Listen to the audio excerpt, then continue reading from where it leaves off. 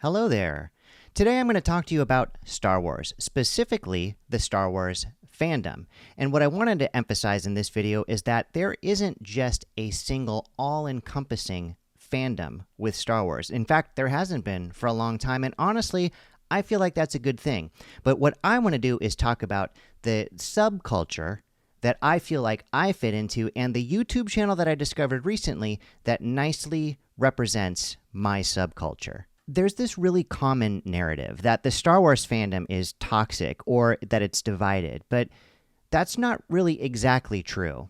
I think it's more accurate to say that it's not necessarily divided, it's more diversified. Star Wars has actually been around for, close to 50 years. So multiple generations, that means multiple perspectives and entry points. People don't all care about the same things. For example, a lot of the original trilogy fans, they don't really care for the prequel movies. But you talk to anybody who grew up on the prequel movies, and they're like, you're crazy for not liking the prequel movies. YouTube actually represents this quite perfectly because creators naturally sort of gravitate to what they like and what their audience responds to. It makes a little bit more sense if I can give you kind of a tour of the landscape. So let me try my best to do that. I'll talk to you about a few channels that I follow and really enjoy, and the differences between each one. Let's just jump right into the ones that I enjoy the most.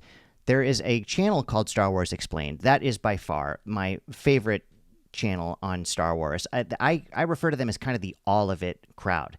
So I love Alex and Molly, who run that channel. They cover canon, they cover legends, they cover comics, the shows, the films, really everything. And they're mostly positive energy with, I guess I would call it thoughtful, measured critique, only when it's warranted. They represent fans who just love the universe in its entirety, and they want to understand how it all connects. Now, it doesn't mean that they don't have bad things to say. From time to time, they definitely do. They just cover all of Star Wars and seem to appreciate it as a whole. I really like them.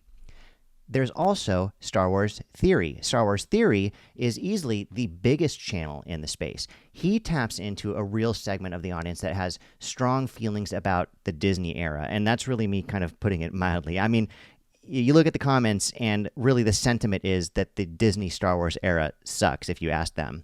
But he gives voice to fans who feel that something was lost with that transition. So, whether you agree or not, it's a real subculture with real passion behind it. Now, there's also Star Wars Meg. I've really come to enjoy her channel very recently. I've been watching her for about a year, but I would say probably within the past few months, I've been really into her channel. I see her as like the news desk. She covers what's happening right now.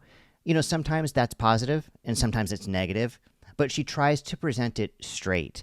I definitely get the sense sometimes that she injects her own opinion in there, so I wouldn't necessarily call it, like journalism, but she represents fans who want to stay informed and make up their own minds without being told how to feel.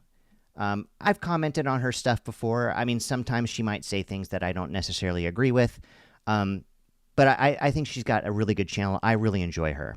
Lastly, there is My Tribe. That's the channel that I really want to talk about. There's a channel called Star Wars Explorer. It's brand new, and it really, really hits the mark for me. For me, the original Star Wars trilogy was everything. I loved the movies. I had them memorized. I watched them so many times. Loved everything about the movies, everything about the toys. I used to play with the action figures. I used to create my own adventures.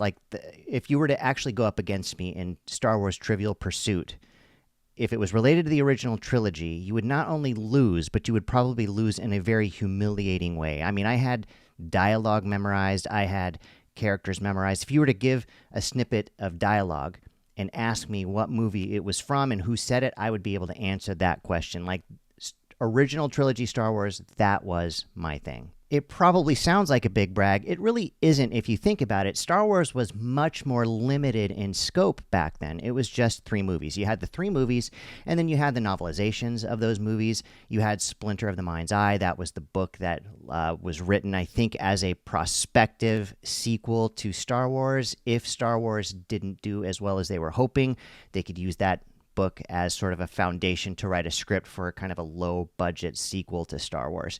Anyway, you didn't have much beyond just the original movies, a couple of books, and of course all of those original Marvel comics back in the day.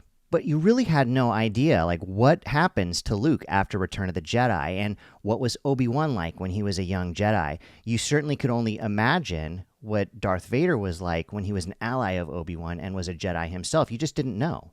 But are there any creators that cover it from the perspective of the OG fans like me? And it turns out, yes, there is. Introducing Star Wars Explorer. So this is a relatively new channel with only a few videos, but he's doing a phenomenal job. He's gaining views and subscribers quickly, and he's earning every bit of that success. Seriously, this guy is great. I really enjoy him. He's covering Star Wars from the perspective that I can really appreciate, and as an old guy, who sees Star Wars as movies that were made a really long time ago that we absolutely loved. He's passionate about the topic. He's really entertaining, and he's fun to watch. Let's actually go ahead and take a look at a quick clip. When people talk about the beginning of Star Wars, they usually mean the film that came out in 1977. And since then, it has exploded into film, TV show, comics, video games, toys, whatever this is. But strictly speaking, that isn't the true beginning of Star Wars. In 1976, exactly 50 years ago this year, something came out. And that was this novel. Now, technically, I'm holding the novelizations for the 3 original films, but the first thing to come out was a novelization by George Lucas, ghostwritten by Alan Dean Foster, as well as some comics that we'll talk about. So you might be asking, how did this early novelization stack up to the film? Is it the same? Does it feel right? My experience with the novel is that it's not bad per se, it's just different. Reading these early books and comics and even looking at some of the shows early on, it becomes apparent just how small Star Wars still is. They don't have the rest of the expanded universe in mind. This is a very small, fragile story that's just trying to get out there to the public. It doesn't have all the lore that we would expect from it. There are so many little details that are fun and different. Starting with the very opening text, we're all familiar with that famous line, "A long time ago in a galaxy far, far away." This starts with another galaxy, another time. This is an example of how the ideas are there, but it won't quite be refined into what we will get in the film. Honestly, it takes a lot of guts, I feel, to start a YouTube channel covering Star Wars in this day and age. It could be a little troubling to put yourself out there and cover Star Wars when, generally the narrative is that Disney Star Wars sucks. And, if you expressed an opinion that kind of goes against that or doesn't quite align with that, you can expect some comments that aren't necessarily positive. Star Wars Explorer is coming in hot. He's doing great. He's got a really great view count. He's got a growing subscriber count. And at the time of this recording, I think he's only got about 7 videos. So he's doing really well. But most importantly for me, this guy represents my tribe. He's representing my subculture, so I'm very happy and pleased to subscribe to his channel. I encourage you to do the same. So I think I'll just sum up by saying there's no single unified outlook on Star Wars. It may kind of sound lame, but Star Wars is art, and your appreciation of art can be subjective. The point is, you have to find your tribe. Have you found your tribe? If you have, let me know in the comments. I'd love to hear about it. And if you haven't already, subscribe to Star Wars Explorer. I will put a link to him in my video description. Thank you very much for watching, and I will see you in the next video.